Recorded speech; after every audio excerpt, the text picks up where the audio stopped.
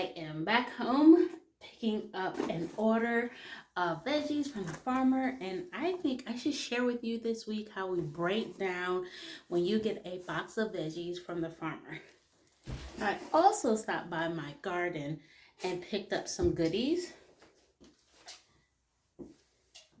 I have fresh mint and oregano.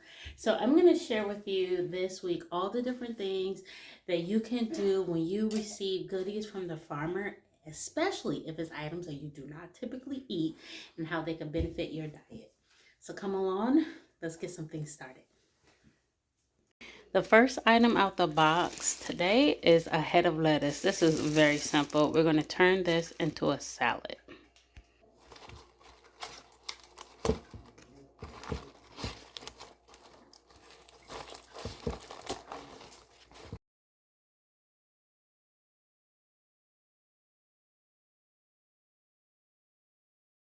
Okay, so we will enjoy the salad. We have pepperoni and cheese, cucumbers, avocado, cherries, croutons.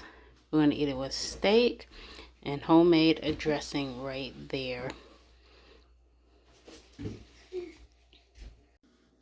All right, so the next thing that we pull out of our box from the farmer is garlic scapes. It is a ton in here. If I'm not mistaken, it's a half a pound of garlic scapes. If you do not know what garlic scapes are, when garlic is planted in the fall, a farmer can plant soft neck and hard neck. And the hard neck means literally the top of the garlic is really hard to bend. And out from the top of that grows this tall scape. And it starts to bend due to its weight. This will eventually flower if kept on the stalk longer. And this is edible. And so they tend to sell this or harvest this and turn it into all kind of goodies. In our case, we're going to turn it into paste. So anytime you want to saute some onions and throw in like a pot roast, you don't have to use garlic. You can use the garlic paste. And I'll always have garlic on hand. And if you paid attention to my previous videos, our poor little soft neck garlic is dying. So I'm so glad to pick this up. And we're going to see how far $4 can actually stretch. So let's get our apron on because I don't want to messy up this shirt. And we're going to use a few simple ingredients.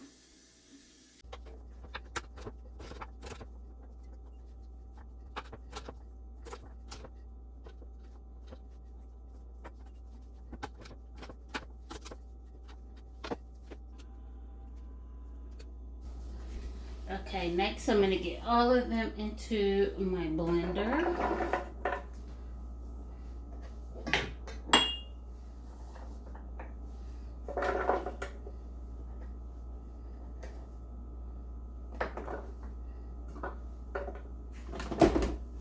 That's just under about 5 cups chopped up.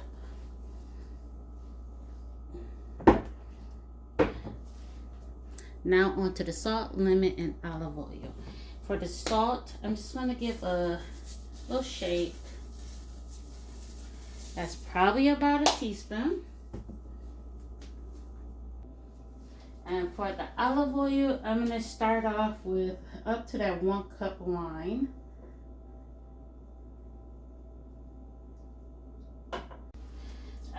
I'm adding in the lemon. Just be mindful of any seeds.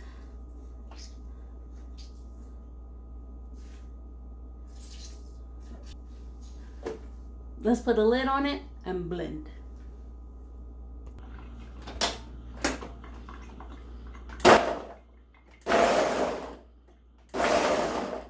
All right, guys, there's the rest of the garlic scape paste. I'm going to put a lid on there.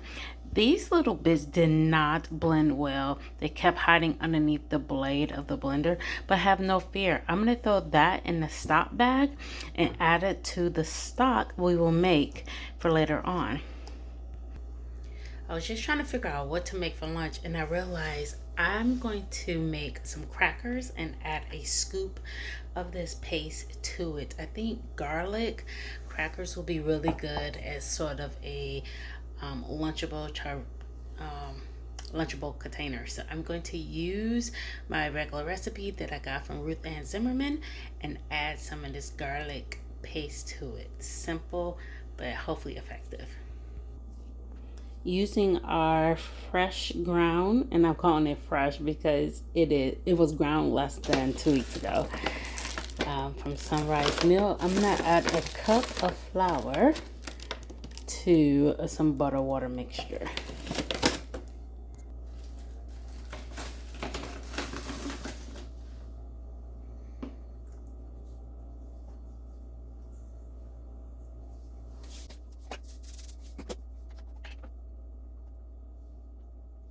So I put a little water on the cookie sheet before I put my parchment paper down. That helps it to stick. Next, we're going to go ahead and plop this on.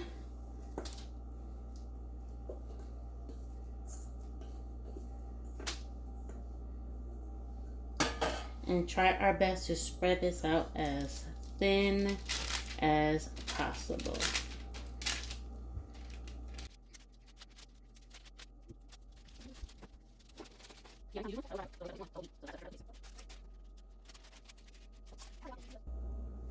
Alright, so after smoothing it out, I try to get as thin as possible. We're going to pop this in the oven for 10 minutes at 350. $4 went a long way, guys. Look at that. So it's about a dozen in here, and then this 4-ounce jar. I'm going to use another tablespoon out of that 4-ounce jar before I freeze it to make another batch of crackers, because of course you knew they weren't going to last. We're not going to last long. And we're going to pop these out and get these into a freezer bag so that we can use them in the future. If you have the bags that you're able to suck the air out, these little pucks will last much longer. But since I don't have that, I'm going to put them in a freezer bag, and then I will use like a bowl of water, dip it in there, and it'll kind of cling to the bag, will cling to the garlic paste, and then seal it up. My whole entire goal is to use this throughout the winter months. But I would say with this amount of garlic, it was definitely worth the $4 of garlic scapes. We're still growing garlic in the garden, and I'll show you either in this video or the next video what's going on with the garden now that we are in the middle of June. But for right now, we are happy. $4 from the farmer's market is definitely coming to place. Okay, guys, we have one more thing to tackle from that box from the farmer, so stay tuned. The last thing in that produce box was, I don't know, 10 to 15 pounds of potatoes, white potatoes. Some of them are a good decent size, and some are itty bitty little. I've already washed these potatoes and threw them back in this bag. The small potatoes we're going to handle differently from the big ones. So I'm going to get the big ones separated out. We are going to can these potatoes, because in the winter time, my family loves fried potatoes for breakfast. Well, my son and I. My husband can't eat potatoes, but at least we can have some fried potatoes for breakfast this winter by pulling out a jar and just frying them up in some good old bacon. We have learned to preserve potatoes and sweet potatoes about 7-8 years ago, right during the pandemic. I have never canned them before, didn't see the purpose of it. We were in a cooler climate where we could just set our potatoes and sweet potatoes outside in a cooler and just go out there and grab whatever we needed when the weather permitted. But when we moved south to zone 7B, I noticed that not only do we have tons of sweet potatoes that we can get our hands on, but we actually had to work a little harder to get them preserved throughout the winter months because it wasn't as cold here. But this little batch of jars will be very helpful for at least a couple meals this winter or early fall. So I'm gonna lay these potatoes out, let them dry, no more than half hour, 20 minutes or whatever. They'll start to turn brown on you guys, and you don't want that. So we're just trying to get some of the moisture off of them before I get them canned up. I'm gonna go ahead and get my jars prepped, which I'm gonna start off with about 5 or 6 pints, and then from there we will add more if we need it. My canner will hold, I believe it's 8 pints, 7 pints, 8 pints, something like that. So that's the max we're working with. But this will at least give us a couple of different meals. And I have to use more pints than quarts because I have more pints than quarts. All right, so get this washed up.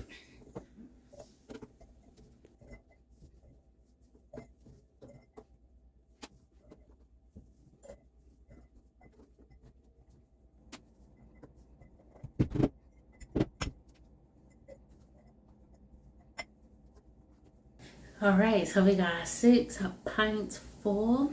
I currently do not have salt in the house that does not have cooking agents in it. We end up picking up a small container of salt from the grocery store just so I can season my food as I wait for my Azure order to come in. We are at the end of June, so I will pick it up the first week of July. So I'll keep you posted. But in the meantime, I won't be able to salt these potatoes, which is fine. I'll just write on the lid that it's unsalted.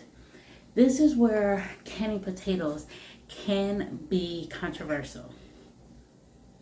All right, so you are supposed to add water to these jars. I have canned them with water. I have canned them without water.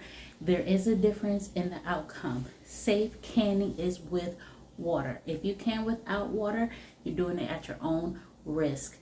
But I do want to let you know there is a texture difference, and most people prefer, if they try it, they prefer it without water. So I'm going to go ahead and finish these off, get these in the lids, in the jar. Oh, also you can season these. Even though I do not have salt, I have homegrown thyme, and I thought about putting some thyme in the water.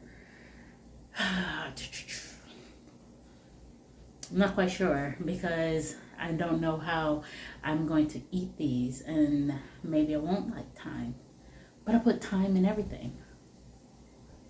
Decisions. Maybe I'll do like half the jars. But nonetheless, it's time to finish off the potatoes. All right, guys, it's the next morning. These potatoes have been out of the canner. You see how it's cloudy at the bottom? That is due to water content, either water you add or the water that comes off the potatoes. I intend to use these as potato soups and not necessarily fry them up or even mashed potatoes, because once again, it's just my son and I eating these. So I'm gonna get the lids wiped off. I have little things falling on, and I'll show you that in a second. But I'm gonna get all 6 of these lids wiped off, labeled up, and put on the shelf. What's falling on it is a bundle of thyme from our garden. It has been drying up here on the handle of our cabinet all week. I do this every single year. So I'm gonna go ahead and take them off, put them in this jar, and we are going to enjoy some fresh thyme throughout the year. So I will have large bundles like this all summer long. This is a 16-ounce jar. We will probably get this about 3/4 full. And once it's 3/4 full, the last bundle I typically make a thyme lemon butter and a thyme lemon salt. So there you go. That has been a farmer's box full of goodies and a great use of it. I'll see you guys next time. Bye-bye.